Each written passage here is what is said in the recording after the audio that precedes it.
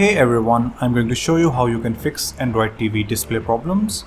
So if your display has any kind of problem, if it's too much black, or if you cannot clearly see your display, or your display is flickering, or any related problems like that, what you can simply do is on the remote you can go to the settings button right here, and in the setting button you can go to the picture settings. From here you can adjust the brightness of your display. Maybe it's too low that you cannot see your display.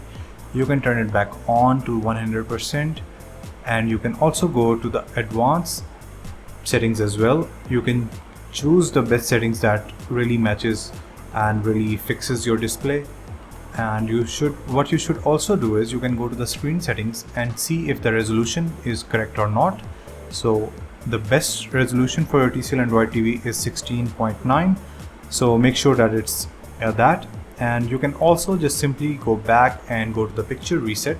By doing that, your picture will be reset to the default settings and it will fix the display problems. So I hope it was helpful. Thank you so much for watching.